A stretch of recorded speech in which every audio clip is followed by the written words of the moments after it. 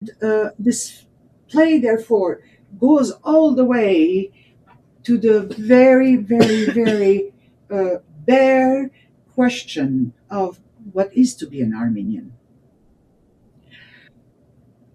And of course, there is no answer as an explanation, because that would be very didactic again. But there is a response to that question to the audience saying, I know what it is, and you may choose to learn or not, but that is your responsibility. Hello and welcome to Dispersion. Dispersion is a podcast by the Zorian Institute that analyzes and celebrates both the diverse and common experiences of diasporas living away from their homeland. As always, I'm your host, Jen. It was back in January 2022, I believe, that the Institute launched Dispersion for the purpose of navigating topics of identity, home, and belonging, primarily through storytelling.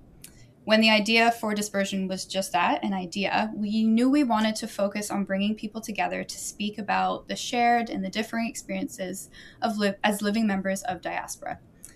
Over the seasons, there's been 4, this is our 4th season, we've navigated an incredible range of topics with equally incredible guests. They've shared personal stories, they've shared research, publications, work, ideas, to help us create episodes that are not only informative and rooted in a theme, but also rooted deeply in the human experience of connecting with one another on shared memories, histories, and experiences with identity and belonging. It's hard for me to believe that we're already in a 4th season, and this one is a special one. In this season of Dispersion, the Zorian Institute will be speaking with notable artists from the global Armenian diaspora. These guests will share their personal journeys that have led them to where they are today, as well as the motivations and inspirations behind their work. These episodes will explore how art, in its many forms, which we're going to explore a few of today, can be one of the leading ways of passing on culture, heritage, and identity, and how it's a powerful unifying tool and a common language, really, for people who are dispersed across the globe. To begin this conversation, we have the pleasure today to be joined by 2 incredible artists, Arsinee Khanjian and Hrant Alianak. And often at this moment, I would pause and I would share the bios of our guests. But today, I think I'm going to do things a little bit differently. And I'd like to give them the opportunity to introduce themselves, because they're going to give so much more life and experience to their bios. And they have such impressive backgrounds and works and experiences in the performing arts. So I'd like them to give you a little bit of a picture of their life.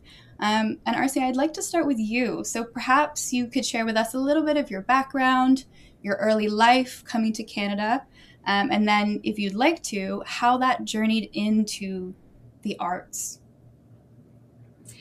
Sure. And hi, Jen. Thank you for this invitation, and especially to have a wonderful colleague and inspirational sources around Alianak. I keep saying it, and probably that puts him in an uncomfortable place.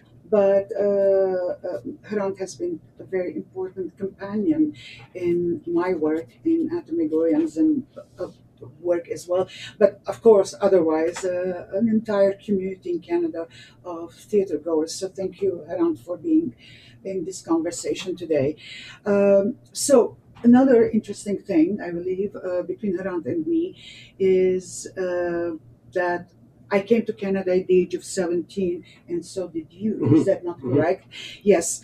So, and that age is considered an awkward age to change cultures and to emigrate from the place of one's birth. Though I didn't know at the time that could be the case. And so I left Lebanon at the age of 17 because of the civil war that had just started, and thinking that we were going to come and visit Montreal, my family from my mother's side, just for a few months, and then go back to Beirut into my studies and so on. That wasn't the case. So I never went back, to return per se, and my life became completely founded from that point on in Canada, between Montreal and later on Toronto.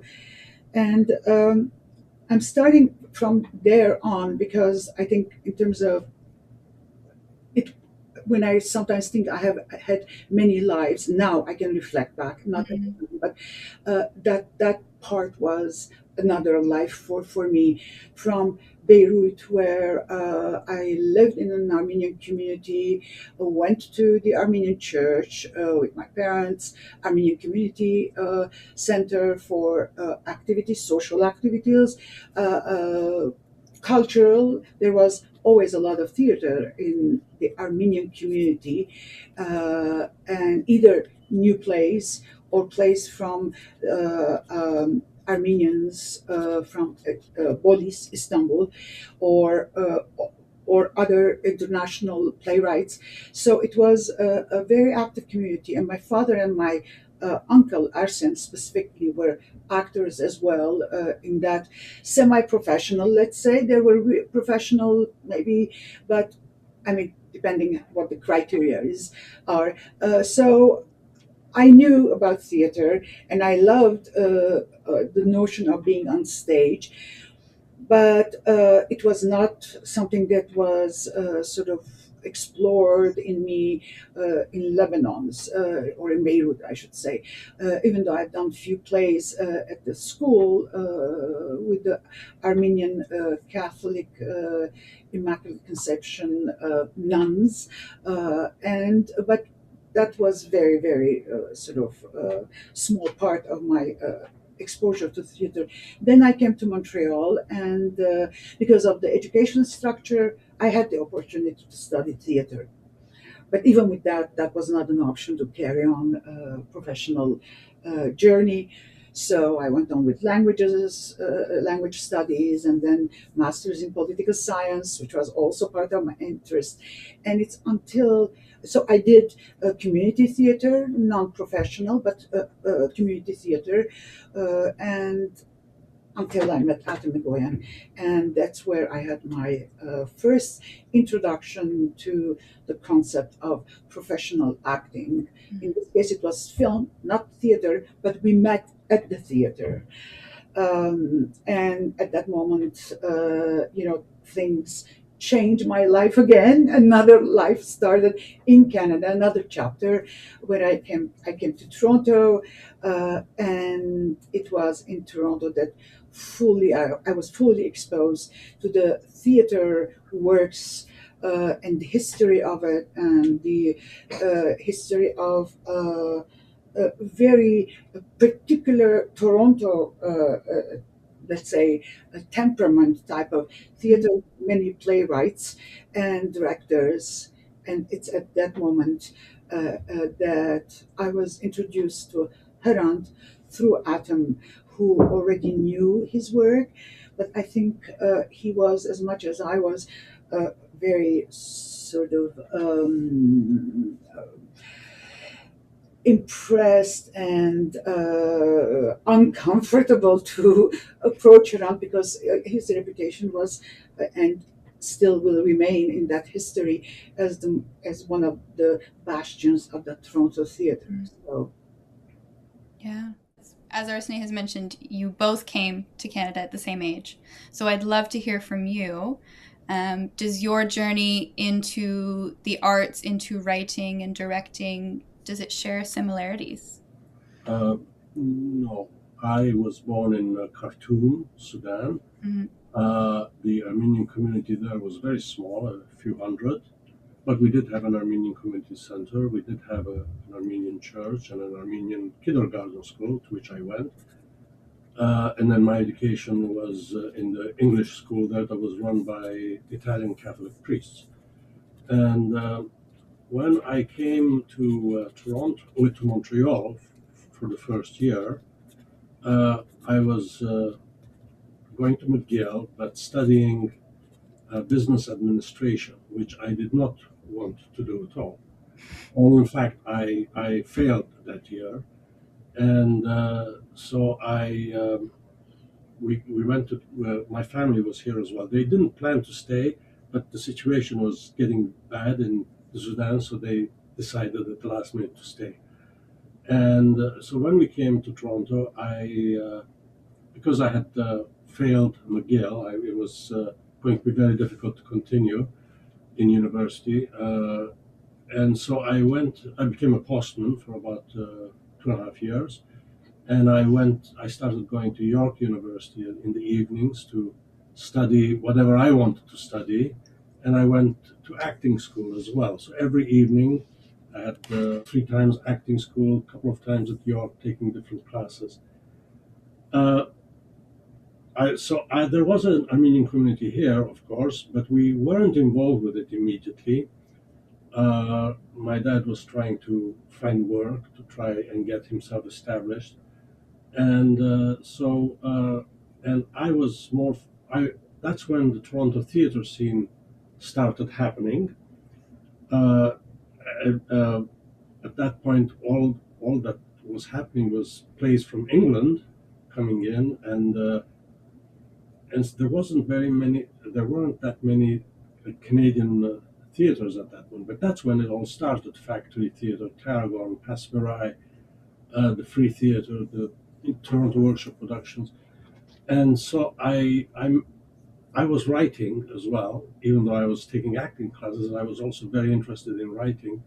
And I ended up doing a children's play for a director who used to work at Passe Muraille as well. And we're talking, and I said, I have written a new play. And he said, oh, I'm supposed to do something at Passe Muraille in April, but it's fallen through. Can I read it? And he read it, and he liked it. And he said, oh, I'd like to do this. I said, great. And so my first play happened in 1972, very luckily.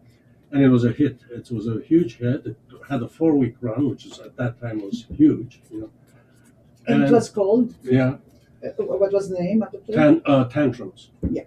And so I was kind of established, but I wanted to direct my own plays. So what I did then was a number of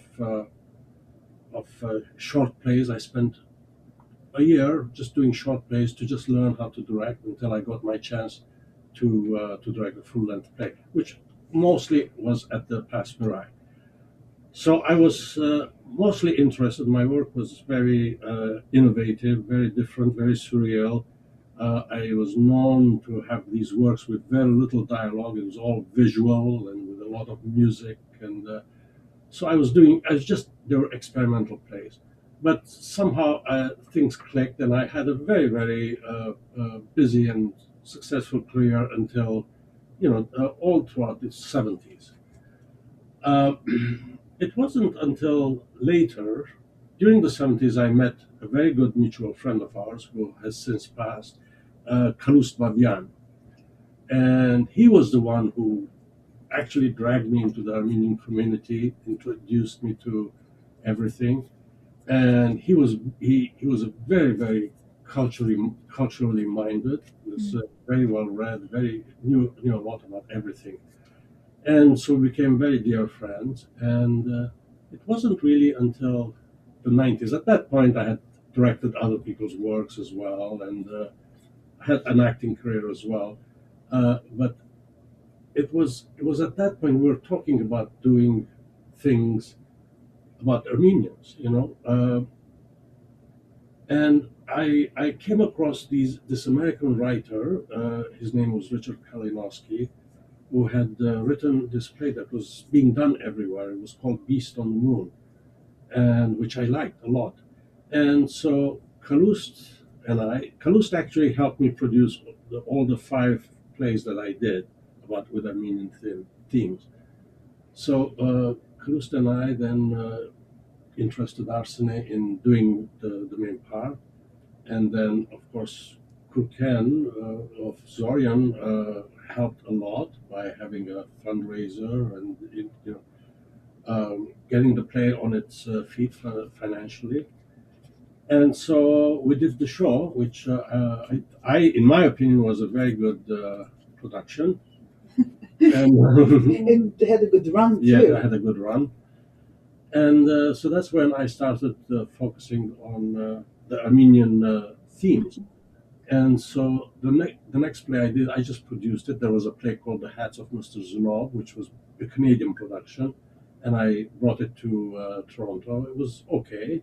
It wasn't very successful. But then I commissioned a new piece, Crimes, which I had a man named Adam Nashman write, and we did that at the Berkeley Street Theatre. And that to me is still one of my favorite plays, even though it did not get well reviewed. I really like what I did because I made it like a movie, and so I really love that structure. And then after that, I produced another play called The Rogues of Urfa. It was a one-woman show, and then that also played at the Armenian Community Center. And the final piece that I did was another play by Richard Kalinowski called The Crooked Man. And that was the last play I did about with Armenian-themed things. I ended up co-producing it with Kaluz, directing it, and I ended up acting in it because the person that I had cast in it couldn't do it, and so I couldn't find the right person, and then it was suggested that I do it, and that way we could also save a salary because I wasn't paying myself. So we did that, and again, it was very successful. I made all the money back, but I wasn't able to pay myself, and it was a lot of work. And then I just kind of decided to focus on my own work. Again, my work is more. It's not about Armenian themes. It's just about different experiments. It's about relationships mostly. And I was doing a new play of mine called The Walls of Africa, which also became, well known. And I don't know. I drifted away from the Armenian theme things, and then Kaluz passed away, and so I don't think I'll be doing that again. I have a question, Hrant, because what has been sort of working in my head for the last while, it's based on an observation that has been very common and current, this Armenian community theater history. And when I say community theater, I mean communities in the diasporas with an S. In this case, I use from Lebanon to Los Angeles to France to Canada. And you are a director who worked on both sides of the community theater and what we call the mainstream professional theater. I am really curious because I did community theater in Montreal. I didn't do it really here. And then I did Armenian themed theater with you, but it wasn't at the community center. It was at Passe Muraille.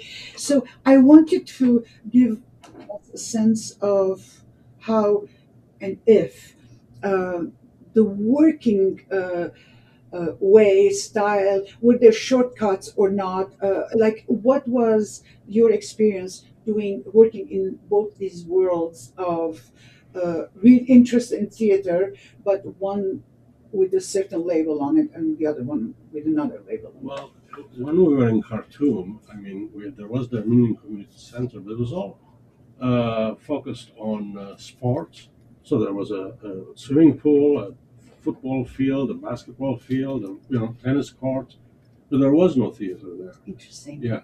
So I did not grow up with seeing plays. The first plays I saw were in England, actually, in London, when we went on vacation in the 60s. And so I didn't have any experience I joined when I first, when I was a postman and doing all those other things, I also joined a community center called the Don Valley Players, which interestingly, another very interesting artist, a man named Sky Gilbert, who was one of the founders of Buddies in Bad Times. That's where he started as well. So I did everything there for a couple of years, stage managing, doing lights, different things. I didn't act with them. But so that I just loved doing theater, and that's, but not Armenian theater. I wasn't exposed to Armenian theater at all. And it wasn't until much later, So But was there a difference, like working with Armenian when you're doing in the Armenian community center? I'm guessing that you work with Armenian actor, or I've never actually worked in the Armenian Community Center no, but I mean your plays. Then, sorry, Yeah. it's in that sense. So, but you have seen your plays being performed by, directed, and performed by Armenians. No, actually. But what you were saying earlier about Armenian Community Center when Kams Babian was involved and so on, what was then what was the nature then of the collaboration? Okay, the nature was producing, so we both co-produced everything. I didn't write any of these plays. I directed 3 of them, Oh, okay. and I produced 2 of them. Yes, we work with Armenian actors, and in Yes. fact, at Crooked Man, I made a point of just having a full Armenian cast in it. So it was all the cast were Armenian actors, professionals. And I mean, was there a difference, like doing that versus No, there was Beast on not. the Moon at the Passe Muraille? I mean, was there something that you felt as being different? No, it was very nice and something new to work with a fully Armenian cast. We were all, of course, we did it in English, but other than that, no, it was the same professional experience. No. Yeah. Arsinee, I think that raises a really interesting question, though, and one I was thinking of when you were both giving your background, is the role of performance in theater in Armenian culture, but in the diasporic communities of Armenian culture. So you mentioned, and you've both mentioned, Armenian community centers, whether or not they had theater or they were mainly sports. And then I know the church as well for performance and theater. How do you think that has influenced storytelling, the transference of culture across a global diaspora? Okay, now, yeah. We're talking about our own experiences. So I think I was not necessarily aware of the possibility of transferring, the stories of the Armenian people, let's say from the diaspora, the beginning of the major diasporas, we're talking 1918 and on, when they developed in the Middle East, Europe, and the United States, and Latin America, of course. I wasn't really thinking of that transfer, but I was more thinking of, can I carry a story that I am entrusted by my upbringing and my culture into a behavior that is, or representation that can be sort of adjusted to a theme of otherness. So it was not necessarily, here is a story of a diasporan person going into telling their story, although I have done that as well, eventually, as a character, as an actress, but also as a director. So, but it was more the smoothness that I search for to make that kind of subtle transition, especially in works that were created in Canada because of our cultural environment.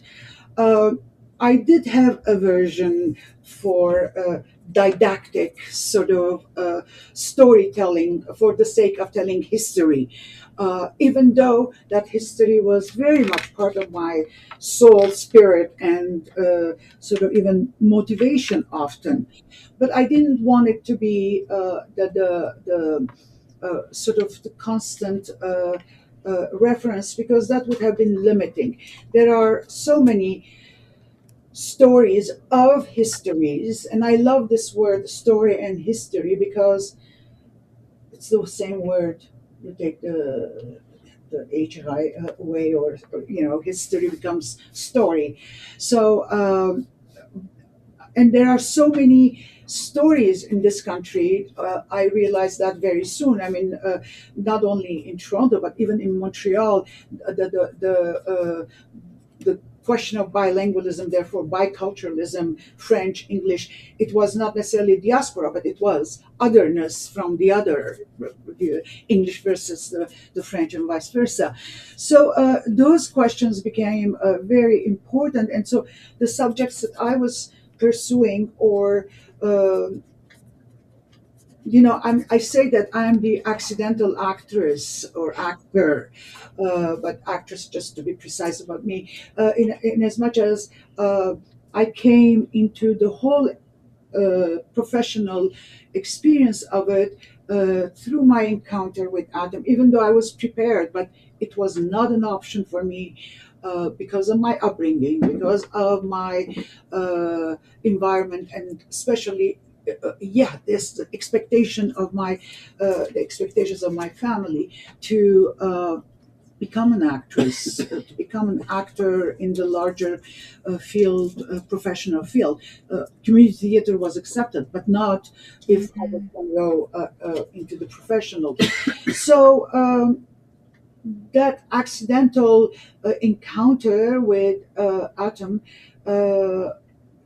was the first experience in Next of Kin, and that experience itself, through performance, made me realize that it's possible to tell stories, just stories, where there is this infusion of history in it. And that important thing is within the performance to make that something more consequential than the actual things that happen in a film. So it's like more you see the consequences more than the actions in that subject, or in that topic, or in that story in general. So that was my introduction to this awareness, but it was through film and not necessarily theater. And the only time where I would have had, at the beginning at least of my work, to be doing that kind of to have that kind of theater experience, it was a play by Adam, and I turned it down. I said, I don't want to do it, and he still brings it up. It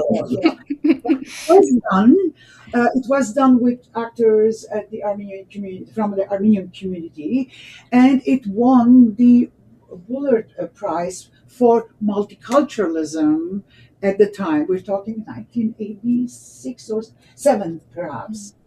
So it was funny, and he says, and you stayed out of it. I said, I didn't like the play. English. Yeah. So and why did I not like the play? It's not the play that I didn't like, or the premise of the play. I think I found it, and I've tried to avoid this so often with all kinds of other parts, because I'm sure the same with you, Hrant. I would be offered parts for other diasporas, not only Armenian, later on in my work. I could be an Arabic woman, I could be an Afghani, I could be anyone other than Anglo-Saxon, perhaps, because I understood that part of the world, and the appearance, but also the behavior. But anyhow, I felt the play that Adam had written was too specific about all the things that were happening, and I always tried to avoid that if I could, at least if it pertained to Armenian subjects, because I wanted to tell, first and foremost, stories of universal understanding, and not specific to just a particular history, which is completely justifiable, but it was not my temperament. But what I would like to say is that Hrant also made films. I mean, probably more theater than films, and you did not explore the subject of Armenian stories, and maybe to sort of find out what was your thinking, or did you ever think that something of Armenians should go pass through? No, I mean, the first time I was exposed to that was the work you and Atom did, the early work, which about Armenians, which was very new, very audacious, And I remember more than the stories themselves. I remember the emotions that were the displacement, disconnection, the sense of sadness, I remember these feelings. You're referring to Next of Kin? Next of Kin, family viewing. Yes. Yeah. There were these feelings that came across about the sadness of an Armenian being not in their country. I really felt that.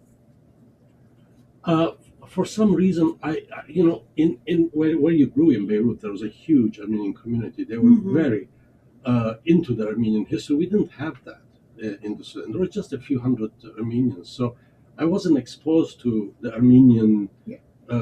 We all, of course, celebrated. I mean, not celebrated, but commemorated April 24th, and we knew about all those things. And of course, there was the generation to whom it happened were still there. The older women, the older men, and you could. Do you have anyone in your family from yes, of course, survivors? Of course, yes, of my great uncle. He had a tremendous story. He was 7 years old, and he was lost. They were on the march, and he saw a donkey having giving birth. Yeah, so he went aside to look at the donkey giving birth. Meanwhile, he lost the rest of the family, and he trailed around for a couple of years on his own, 7 years old, surviving, and then finally he found his way back home, and nobody recognized him at that point because he was, and he had to say, identify different things, and then they realized it was him. He rarely talked about it. He was writing his memoirs in Armenian, which I couldn't read. He wouldn't want me to read them anyway. Why not? I don't know. He never talked about it. It's, I think, a lot of the Jewish people who've gone through the Holocaust as well, they don't want to talk about it. It was too painful. So he didn't talk about it. He never brought it up. It was through my grandmother that I knew these stories, and not through him. And he's dead, of course, now. But I mean, we were exposed to all this, so it was a very real thing. The genocide happened to just the previous generation. But I didn't know that much about the culture because my education wasn't in Armenian. I learned to read and write in kindergarten, but I've lost it now. Naturally. And so, but it was like you had an Armenian schools, and you studied in Armenian. We didn't have that, and so I guess I was less connected from Armenian history, Armenian culture, and at the same time, I had this interest in the surrealist movement, the experimental movement, and so that was my focus. There were different things. I could have put them together, of course, like Achille Borki, for instance, but I didn't. But then Atom came, and you guys brought in this whole thing, which was completely new and very fascinating, and that was the first time I realized, oh well, one can do things about this subject, and it's important and it's good.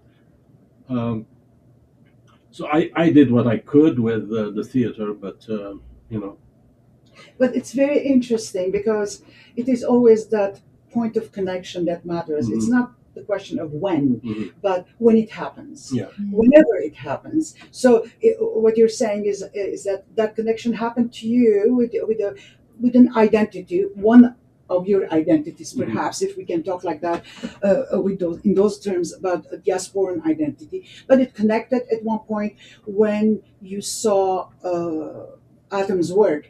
It could have just not connected either at that point, and we know that there are different stages of assimilation to the point where it doesn't matter, your history, or not even history, but your cultural background, your ethnic background, and so on, and some elements, but at the end of the day, it doesn't become something concerning in your work.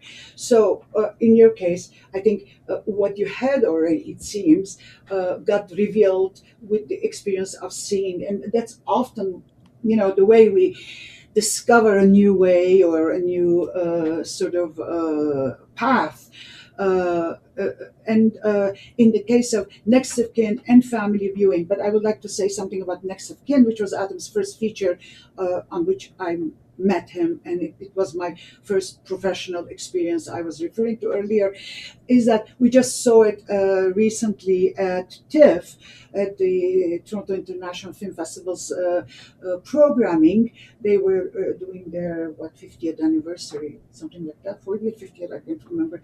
So, and they wanted to show Next of Kin, and Adam was like, why Next of Kin? Because it was shown at the time, and when we were watching, Adam said, "Do you want to come?" And he knows that I have an aversion to watch myself, so I said, "You know what? I will watch it. It's so long ago. I wonder what I would get out of it. I haven't seen it, and it was so fascinating because." The moment the film was over, we were just whispering to each other, this film looks like something not really Armenian. I mean, we're talking Armenian, it's referred to Armenians, and so on. And then it was Adam who said, rightfully, he says, it's an Armenian story in a Portuguese setup. Because everything, the references physically and all that, even the house, which wouldn't have been probably at all in Kensington Market or something like that, and even the businesses. It was so much.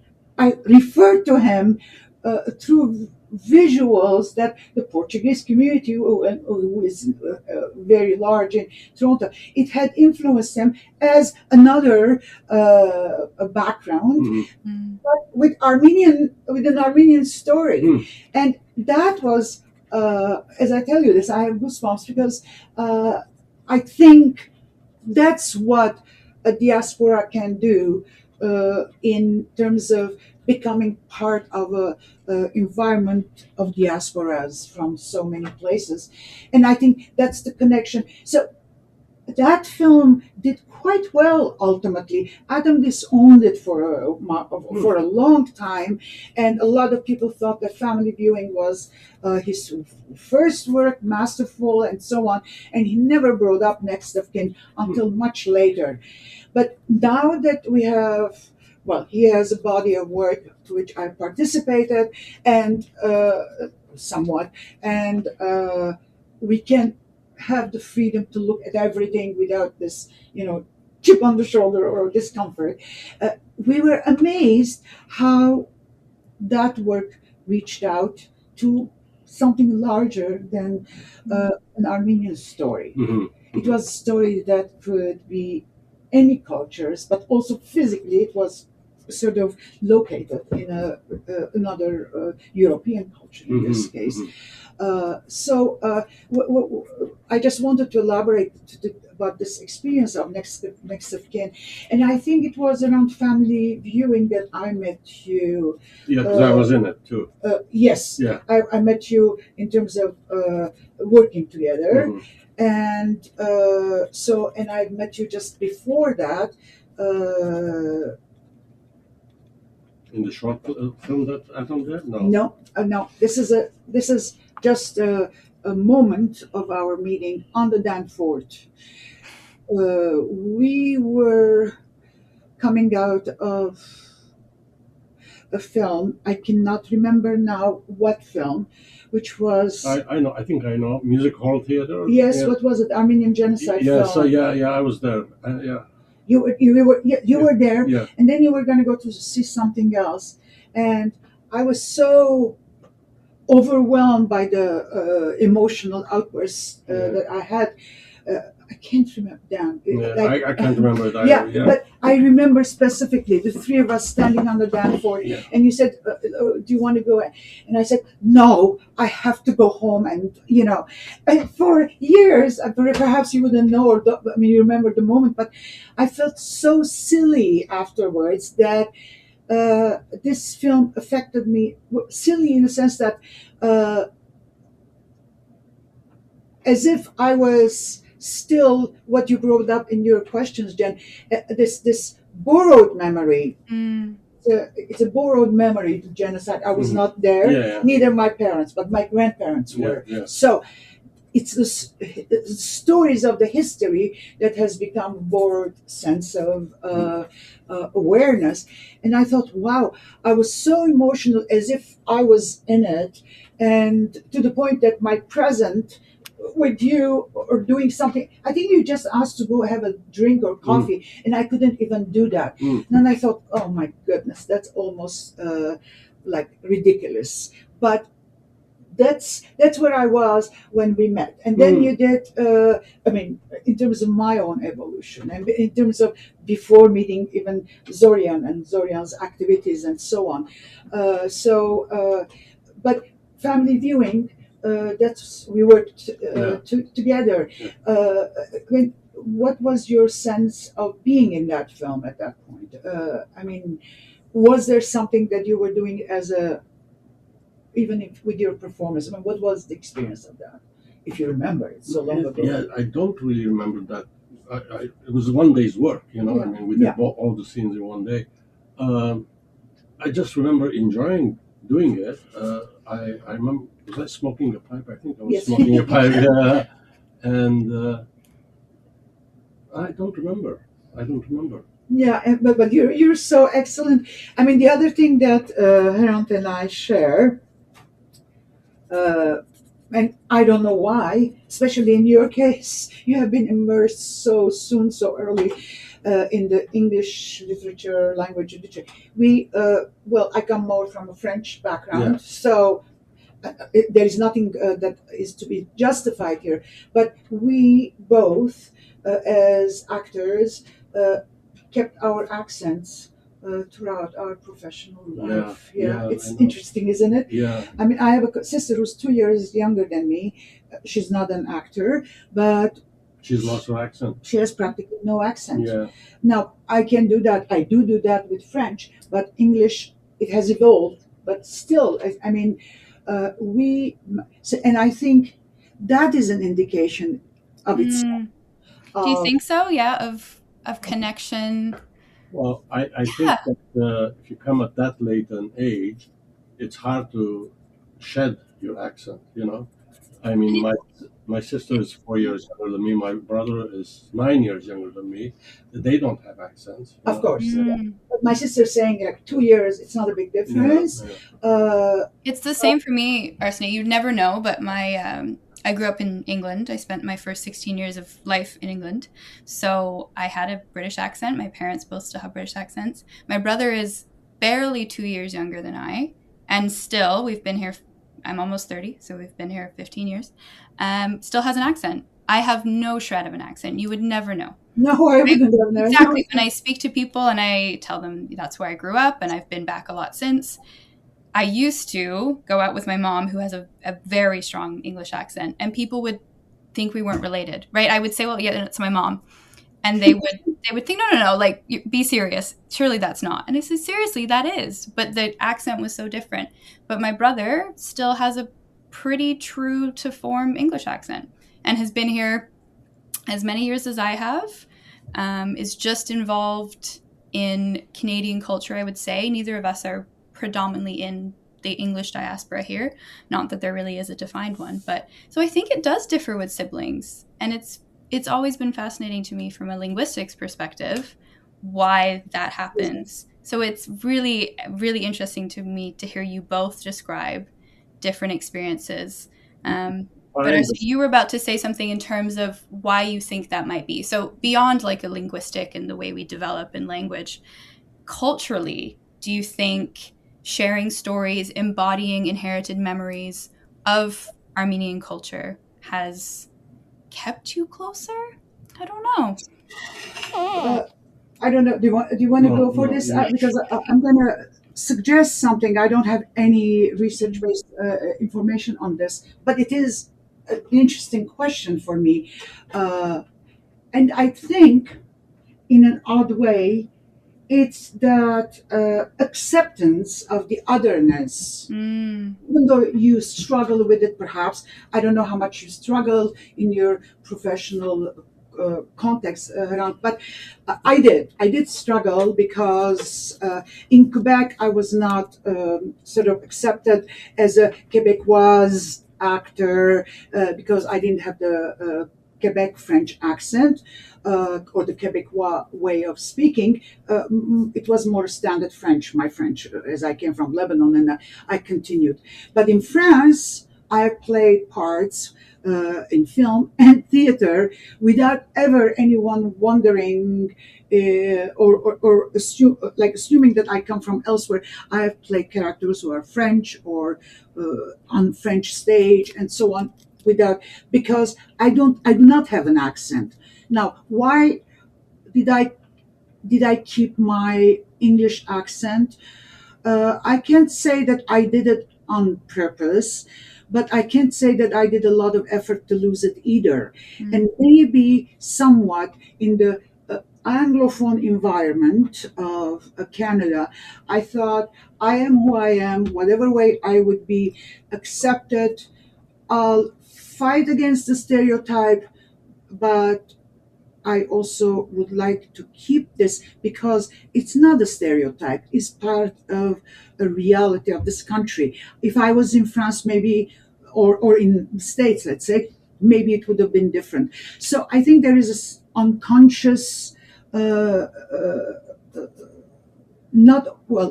it could be not awareness, unconscious sort of level of accepting our otherness with the sounds that we make. I mean, your English is impeccable. Mine has still issues with pronunciation, some words, and I do play Wordle every day, but all the same, your English is impeccable. But your accent has been unmoved from your work in film as well. I mean, outside of Atom, you've done so much work for television, for films. I mean, do you feel that accent located you in a certain type of identity, and then that identity limited you from doing other things? Yeah, definitely. Yeah. Right. Yeah. I mean, I find it more so now that I'm older and there are less parts or ethnic parts for my age. I think I find I go to less auditions, because there just isn't that much for me. I can't lose my accent at this point. It is what it is. So and my looks, of course, is also it is what it is. So yeah, it is limiting, but it's interesting. If had I had a traditional theater, had I had a traditional theater training, like in England or even here at the National Theatre School, then I would, of course, part of it is learning to do different accents and losing it, and I didn't do that because I was the acting school I went to was more focused on actor studio type of work, and I was more interested in doing film work and TV work rather than stage work. So it worked out fine. It's the natural and so on. There were times where I have changed my accent. I can certainly do Arabic accents, and I have done that. Yeah, me too. Yes. And I think I played some Hispanic guys as well, but yeah. It's interesting, yeah. I mean, you do the accent in English. I've done that with Arabic parts, so I do I speak English with Arabic accent, or I speak English with a French accent. I mean, I'm not French, but I can do that. But the idea, I've tried actually to speak English with a Canadian English accent, and I have not been successful.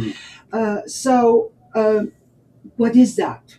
I don't know. There is certainly a psychological element to Yes, I would it. imagine. Yeah. It's not only the way you hear, because as actors we hear things much more clearly, hopefully, than others, so that we can, interpret various parts and roles and situations. But it's interesting what you're saying. I've always been fascinated. I don't speak Arabic that fluently. I'm guessing you don't either. I've lost it now. Yeah, you lost it. So I can understand it. Yeah. Same here, but the sound of people speaking English who are of Arabic background is something that has become so in our abilities. So yeah, It's very fascinating. And Arsinee, the other thing you mentioned a few moments ago was talking about the multicultural environment of Canada. So we know that that's an identity that Canada has subscribed to for a long time and built a community. And then moments later, we talked about, but also the limitations in identifying or showing a certain element of your identity, like an accent, like your physical appearance. So I'd love to hear from you both, from your experience in both theater and film. How has the Canadian cultural landscape of multiculturalism enabled diasporic storytelling? Is there room for it? Did you have to make room for it?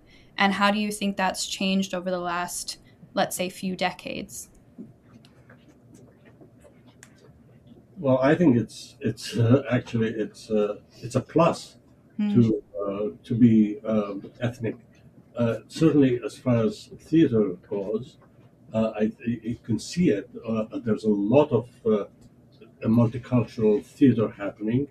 I know that when I applied for grants from all the theater grants for all the Armenian plays, I was funded quite well, actually. You know? And I had trouble with my own work, which was when it wasn't Armenian theme. So it's actually gone, I think, the other way. I haven't been in theater in a long time now. I haven't done theater since, close to 20 years now. But I can see the work out there is very multicultural, So I think the Canadian embrace of that is becoming very, very. You can actually see it very concrete. And you can start seeing that in the audiences as well. You go and see, and there's a multicultural audience there as well. So I think it's great. Yeah, I would agree from kind of what I've seen, living in Ottawa, having access to with different theater here, is the types of things that are being run, and then the different audiences. So I think maybe this is a new development. I would hazard a guess it's not, that you have different diasporic communities taking in each other's works, right? So it's not just an ethnic story, Hrant, as you were saying, that's then attended by that community. You have communities from all over. And Arsinee, I wonder if that's because, as you were speaking to a little bit earlier, there's a general underlying theme of otherness, of finding belonging that comes through a lot of these stories that appeals to anyone who's experienced migration or has left a homeland for a hostland. So I have no idea, but it's a theory of mine that that's why we see that space in Canadian culture, is because there are so many people who can identify with bits and pieces of those stories, even if it's not their own community telling those stories or embodying those stories.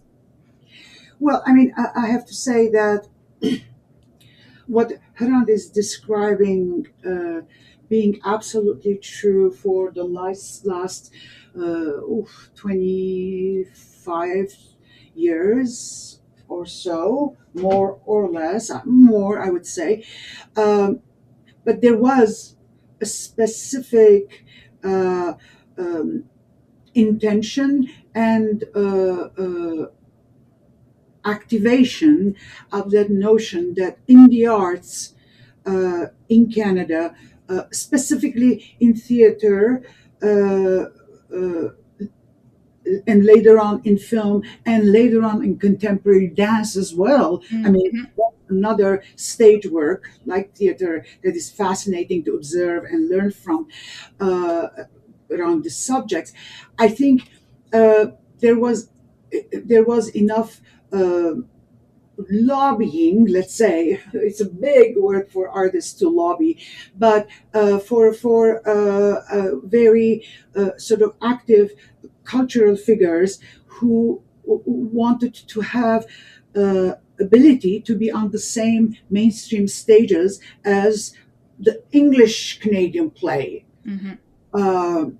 Or eventually in film to have family Next of Kin was made, but it was made with an Arts Council funding, and because it was in English, yes, the subject was quirky, and it was like $30,000. It's a whole movie. Family viewing was different in that sense.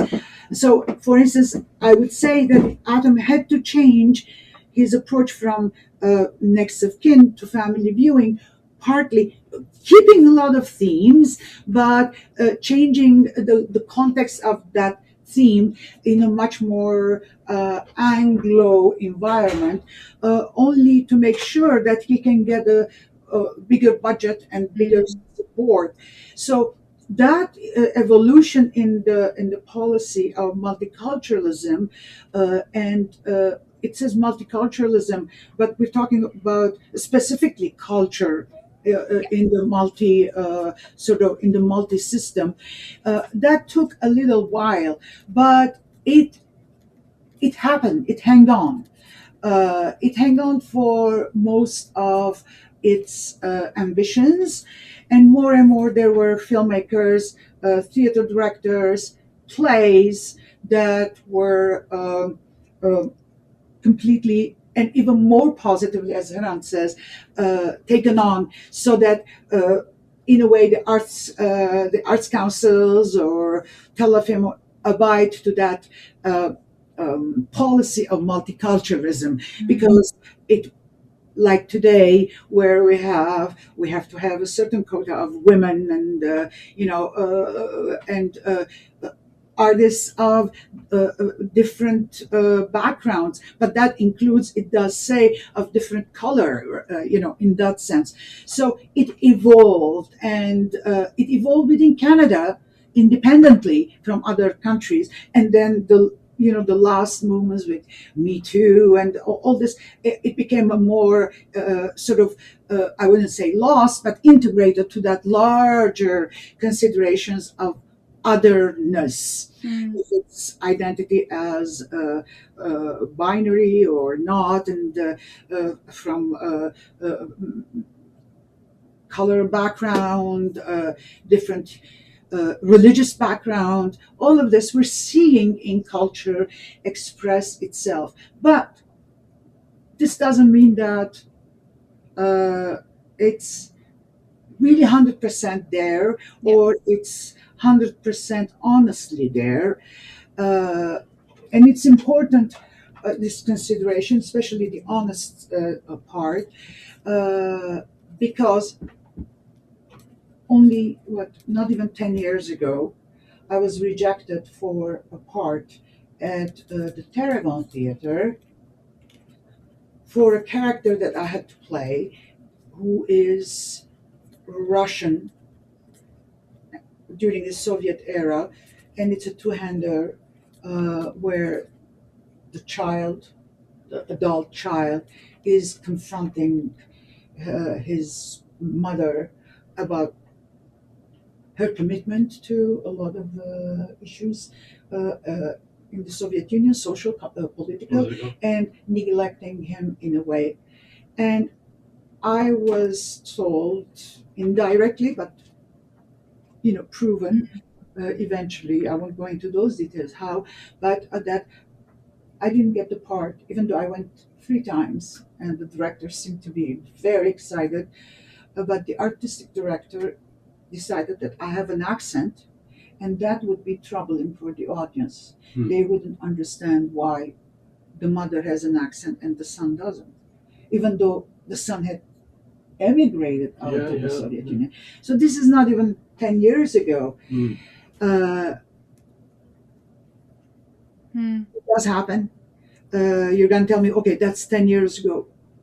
I think there is still. I think representation. Maybe it's impossible to completely, I'm not sure. But all I can say is that I love to see present different generation of diaspora parents taking on that sort of responsibility to say, we're going to clearly ask for this or that to be considered because we are Canadian. This is part of Canada's infrastructure, cultural infrastructure. But I feel that as Armenians, and probably with other earlier immigrations to Canada, we encountered a lot of the challenge to be like integrating ourselves, other cultures, if we could, and other cultures asking that space, and us included, from the mainstream, let's say, artistic communities, be it in film. Film took on more time than theater, interestingly. And why is that? Maybe film has already a different kind of distribution that goes also, if successful, hopefully, outside of the country and not stay in the country, whereas theater is much more locally grown. Yeah. And I think it's an interesting conversation when we talk about representation, because one of the things we've talked about on Dispersion before is how everyone's identity, especially with a diaspora experience, is so unique. Right? You can have two people, you could have two siblings, to go back to the siblings example, who have experienced the same journey and who might relate with culture differently. They might relate with their diasporic experience differently. So then when we talk about policy, and we are hoping that policymakers are seeing the reason to represent these identities, you almost have to then generalize that identity. And that can be really hard for people, right? Yes, we want to see more of this culture and more of these stories. But what if the people who want to tell those stories also have different identities? And I think art, and especially theater and film, can be really interesting in helping people to experience their own identities or play around with that, right? You're seeing something take place in front of you and you feel connected to parts of it, and your neighbor next to you in the theater feels connected to different parts. So I think it's such an interesting and experiential way for anyone, but maybe in particular for people who have distant connections to places they've never been or haven't been in a long time, to connect and to embody some of those pieces of identity. Which brings me to my final few questions. I feel like we've only been talking for 10 minutes, but it's been much longer than that. And we've spent a lot of time today looking backwards and reflecting and living in that. I always like to end these conversations by looking forward a little bit. It's really refreshing. I find it refreshing for us to think about, what does this mean when we move forward, when we take that legacy in mind? So I have two questions for you both. And my first is for young Armenian artists today, for young diasporic artists and professionals, many of whom are several generations and feel several generations removed from Armenia. How would you suggest, what advice would you give them to maintain this meaningful connection without feeling that it has to be their entire personal or professional identity? It's a big question, but I'll let you both jump in when you're ready. I'll go first. You'll develop on me. I know you can, or you have things to say. But I would like to, because I read your question earlier, of course, and when you say to Armenia, I think it's not necessarily a starting point to say to Armenia. To Armenian, that's more comprehensive, in as much as depending on the generation, the relationship to Armenia is more or less a matter of personal choice. Mm-hmm.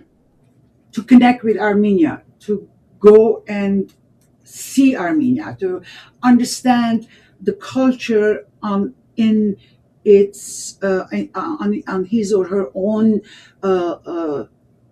land, history, thousands of years hasn't moved.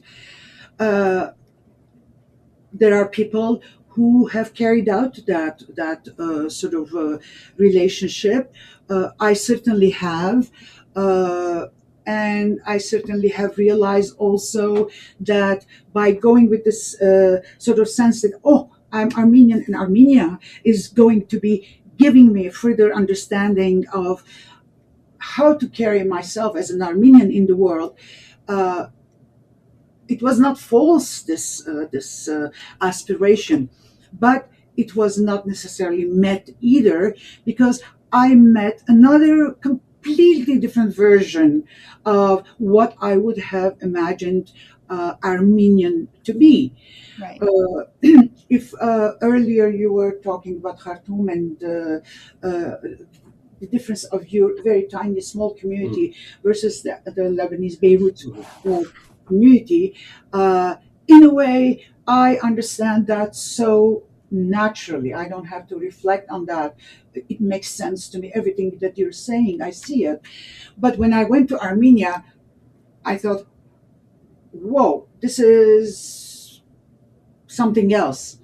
It's, to start with, the language. Though Western and Eastern Armenians can be understandable within themselves, but it actually depends at the level of how much Armenian, one way or another, the person knows.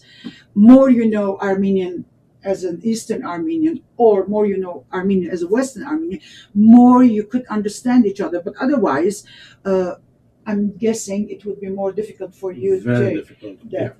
I barely understand Armenian. Yeah. So, and I read and write, but when I'm reading Eastern Armenian, I have very different, I can read, no problem, but to understand it, I don't. It's like it's another expression, sort of other expressions that are describing something that I would know, no doubt. I understand the words, but I don't understand the connection. When they're talking, it's much easier, of course, and I think it's the same with them. So to connect to Armenia, for me, who had already strong reference, it was a very challenging matter.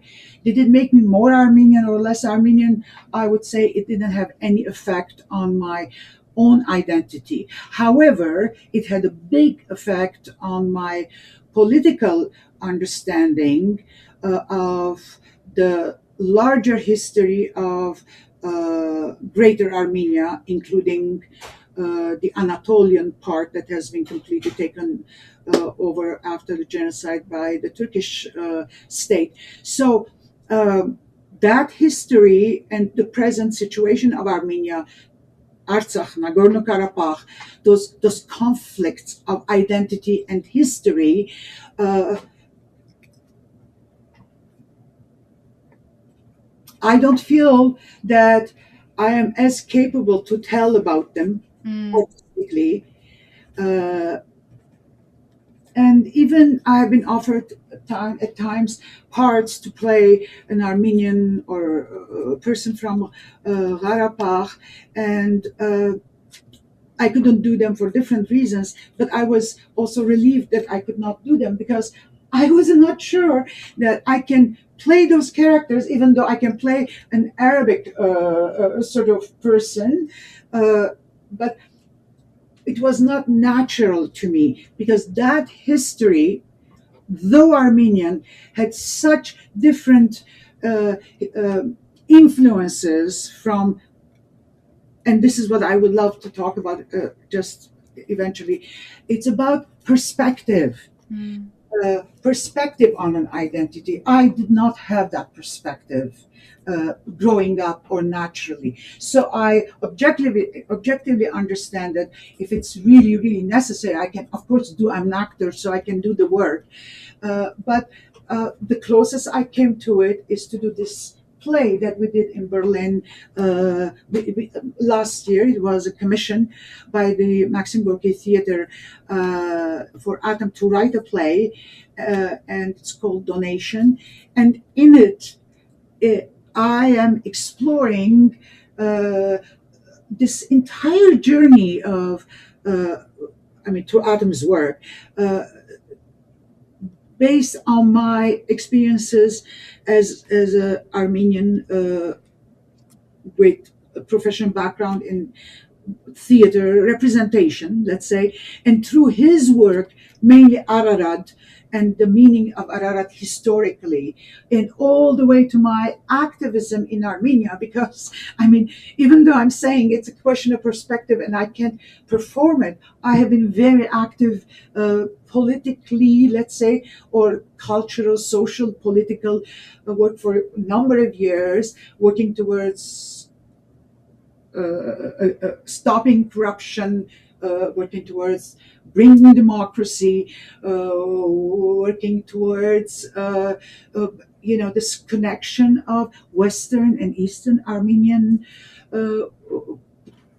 natural cooperative development.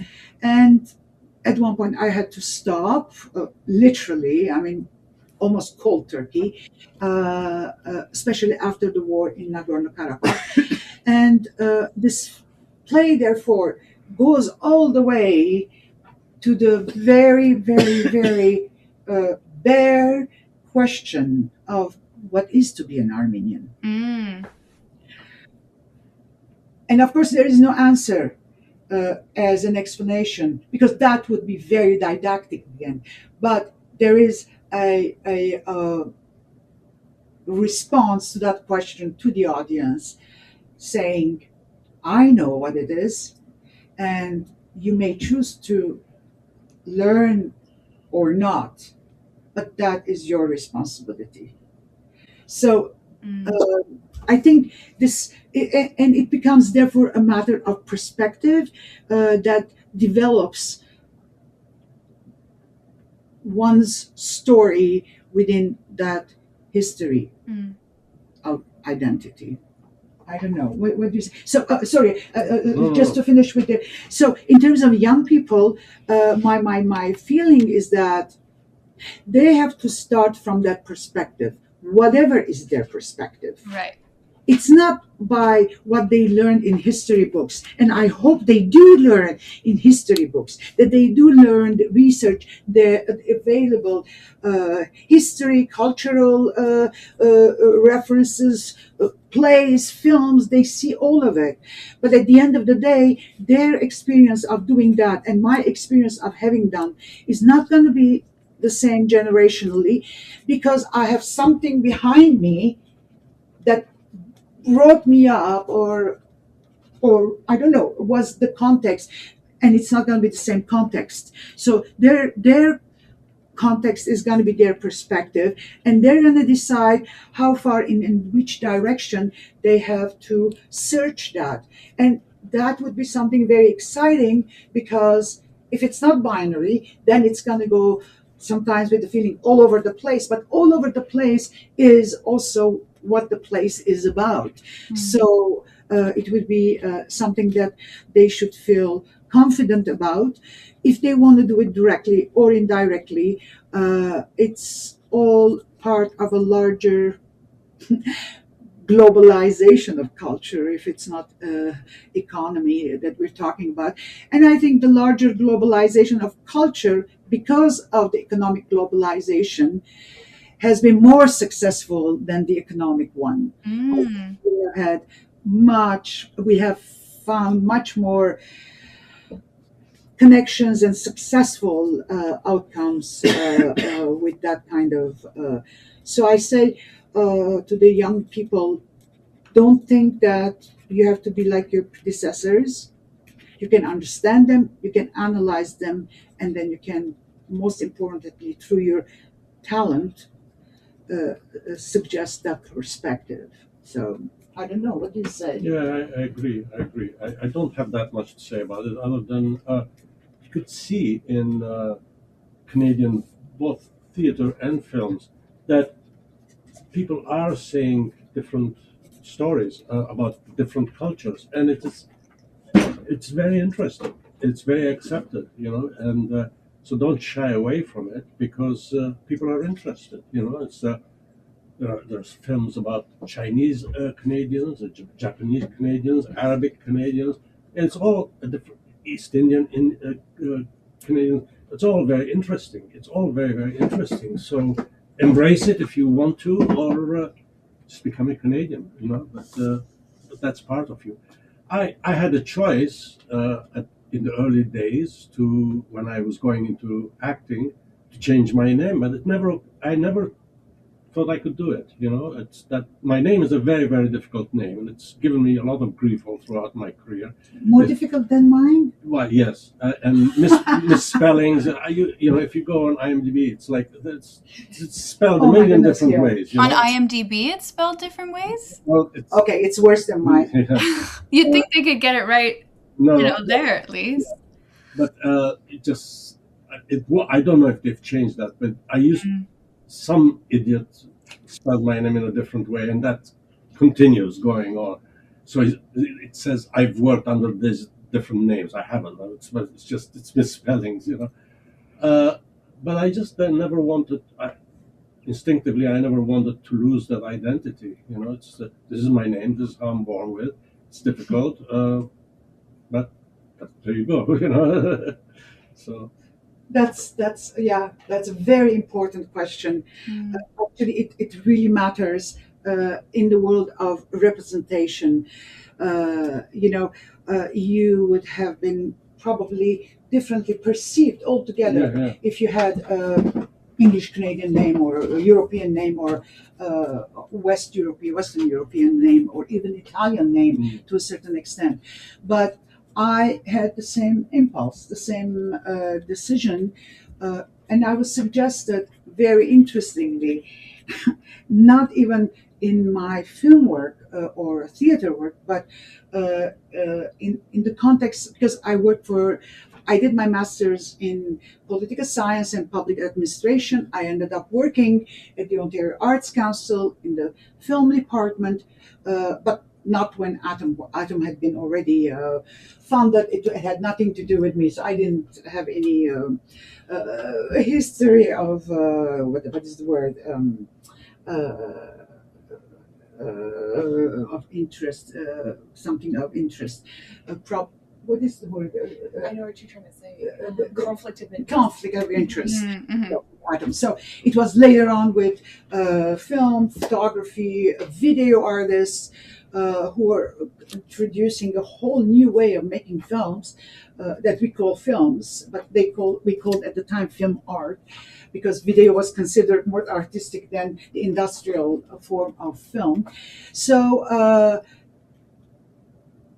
I also worked at the Ministry of Culture before going to the Ontario Arts Council, the Provincial Ministry of Culture and Heritage, and there was this. There is still that Black History Association. I was the correspondent, because we didn't have anyone Black to be the correspondent from the ministry, but I was the other. So I was the other who was on, but the director from the ministry side, who was funding this project, the association. I can't remember his name, but not because it's an English name. It's just that I can't remember names anymore. I remember we were in the elevator coming out of this meeting, and he said, "What's your name again?" I said, "Arsinee Khanjian." And I say Khanjian. I don't even say Khanjian, because I think, oof, that's hard. And he said, "Have you considered ever changing your name?"